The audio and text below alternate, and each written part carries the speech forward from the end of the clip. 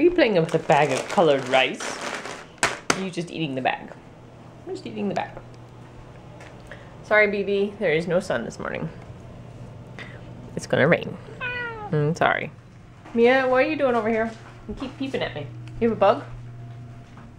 You were in my dream last night. I had a dream this morning.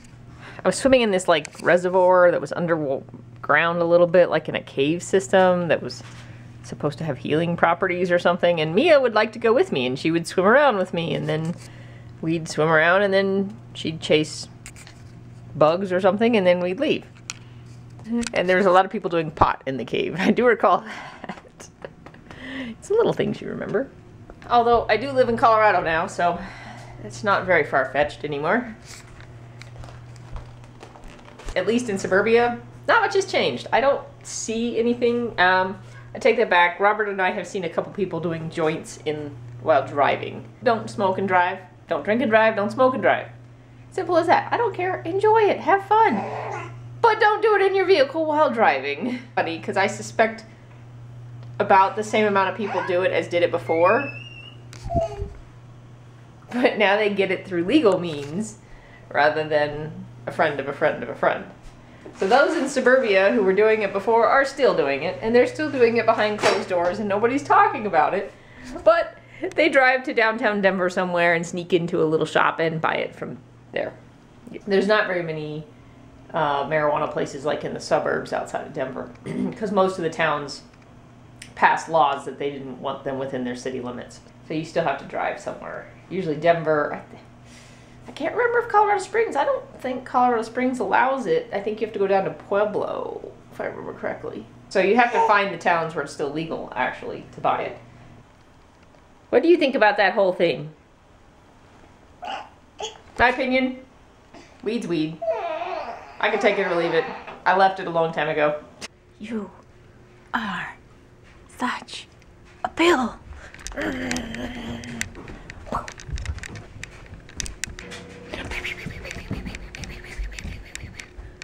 Every day, every morning, every evening, I put down her food and I put down Dexter's food. And Dexter has been taking longer and longer to eat.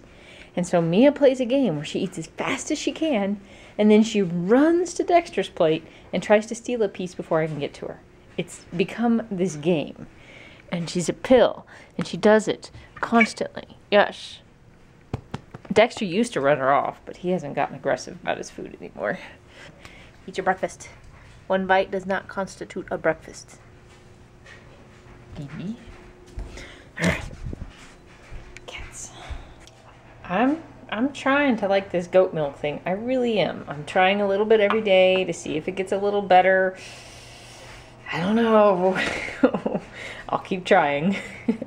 So this is really a funny thing about editing video sometimes when you get to see yourself every single day. And this morning I was washing my face and putting on some makeup and stuff, and I have like a bug bite on my forehead right here, and I'm like, really, this time of year I got a mosquito bite? So I was like, maybe it's not a mosquito bite. I'm sitting here editing video now, and look, there's a mosquito on my forehead in the shot from yesterday when I was walking up the hill. So I have confirmed it's a bug bite. It's not a zit. That's too funny. Are you my editing buddy today? Hmm? Yes. I'm a happy dog. Yes. You've been taking me for walks every day, and that makes me happy. We'll have to go for a walk this afternoon again. We were supposed to be at a Halloween craft date at 10:30, but Missy is still asleep. And frankly, I let her sleep. Well, our pumpkin carving play date is complete. So we took like handprint and footprints and made a pumpkin out of it. Addie's feet, she kept curling up her toes, so there's not a whole lot of toe action there. That was our play date today. Addie did really good, actually. The kids were just a hair younger today for the most part, so she wasn't as overwhelmed. She did good yesterday, but today she played more. But we also got a really good nap in before she went, so. And then after this, we have to go get her flu shot. She's taking a nap. I don't want to get the flu shot, but on the other side, I really can't risk her getting sick. It's such a catch-22. I don't normally get the flu shot for myself, but I'm gonna have to get it this year. I feel like the flu shot is kind of hit or miss if they actually get all the strains that are running. So why risk it? But on the other side, the chance for the benefits far outweigh the risks. So I guess I'm just gonna do the flu shot. I can't have her getting the flu because with her lung issues being a preemie, she'd end up with pneumonia and in the hospital pretty easily. So I guess you gotta do what you gotta do. So I guess I'll talk what happened this week and why I was a little grumpy. You probably already know if you watch the vlogs every day, but just to clarify, we've been looking for some property for a while. We've actually been looking at houses and property, but we sort of determined that we can't get what we want in the houses for the price that we can afford. It doesn't seem like a big request, but there's not a whole lot available in our price range. If we'd done this a year or two ago, we would have had a totally different thing, but we started looking in about February and there is nothing available in our price range. Just nothing. And what is available is not, it's just not usable. We don't want a lot that's on a busy street. We're on a busy street right now. We want to raise Addie where she can ride her bike on the street and do things like that. We don't want to be too far away. We want to live in somewhat of a neighborhood, but we want some space between us and the neighbors. And we want a lot that we can use. You know, if the lot's on the side of a mountain or something, it's kind of pointless. It doesn't do us any good. They seem like simple little requests, but we have not found anything. And something popped up on the market last week and I jumped on it immediately. We drove out there the same day. We had an offer in within a few hours, and then things got kind of weird. We went back and forth a little bit, nothing major, and we got an email from the real estate agent on Friday saying he agreed to this price and everything, and that he would sign the contract on Monday. Well, that's kind of weird. You know, in this day and age, you can pretty much do everything by phone. And it had just gone on the market, so we kind of assumed that maybe they were trying to drag it out to see if they would get more offers. Fine. So Monday came, they said, okay, we'll sign it, blah, blah, blah. Nothing happens. Monday night, we put a deadline on it. Nothing happened. Tuesday morning, talking to them, and they're like, oh, well, we have another offer now. The real estate agent was manipulating things and dragging things around, which is, it's just poor business stuff. You give us an email that basically says that we're done, we just need to sign it, and then you renege on that and basically start doing a bidding issue with another person. So we ended up being exactly equal to the other bid, everything, terms, rates, everything, and we were the first ones in, and we pretty much had an email that said we were done, and they went with the other person for really no other reason. They just kind of picked one. And that really, really sucks. You know, we broke the cardinal rule when it comes to real estate. Don't become emotionally attached to things. But I'll tell you what, we walked out on the property, and every time we walked out, there was deer bedded down on the back of the property. We met the neighbors, and they were really nice folks. The property was laid out exactly how we wanted it. It was just right. And it was so frustrating to lose that over really nothing. And you get excited and then it all gets pulled out from under you. And I wouldn't be so upset except for the fact that we basically had an email saying everything was done. Everything was done. And then it wasn't. You know, it's just, it is what it is, and it's our fault for getting attached to it before we actually owned the property. But what can I say? I'm excited. We want to do this. I mean, we weren't planning on building quite yet, but it is something we've been really looking forward to doing. Hello, Missy. Where's your arm? Where's your arm, Missy? Where's your arm? You got it totally up in here. This shirt is, it's a 6-month. It is so big. It's so big on you. Really? Let's get you changed and go to the doctor's, unfortunately. Yeah. Since we were tied up all morning and we're off to get shots, and it's already 3 o'clock, I may be doing my walk on the treadmill today. So, I have a very sensitive schnoz. I think my nose became more sensitive after I was pregnant. And this pumpkin, it's carved out of like a foam thing.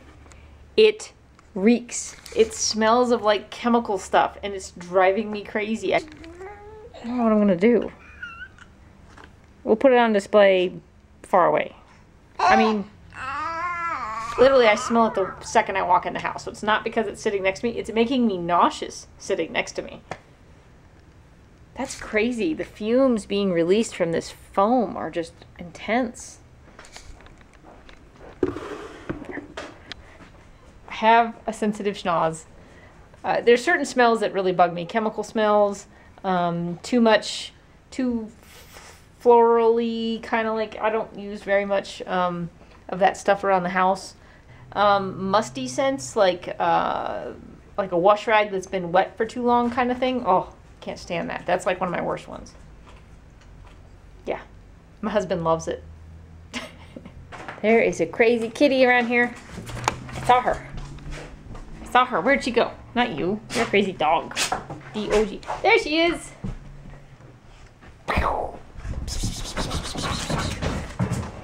Oh, Lord. It's been raining all day. The dog's all hyper. You show that squirrel. You show him.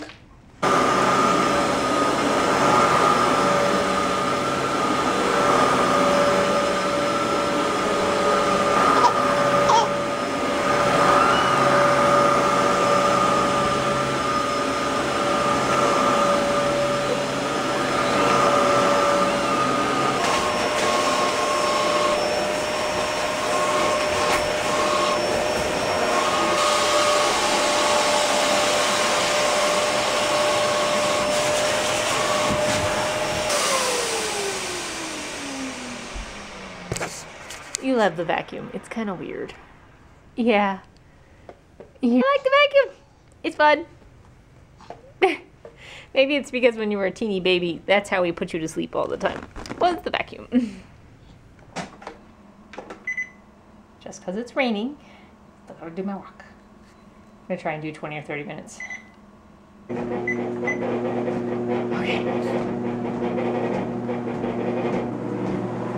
Okay.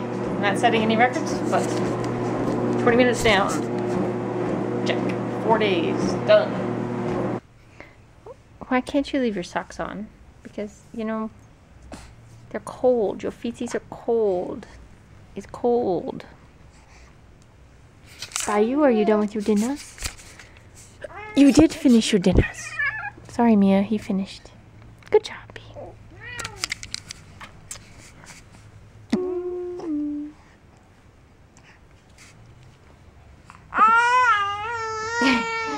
Put a sock in it. Trick or treat.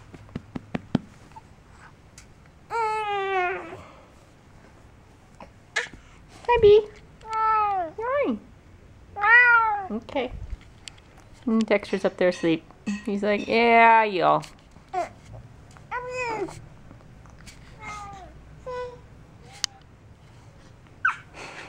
Dexter just went, and then laid back, closed his eyes, went back to sleep. It's like, y'all keep it down and y'all.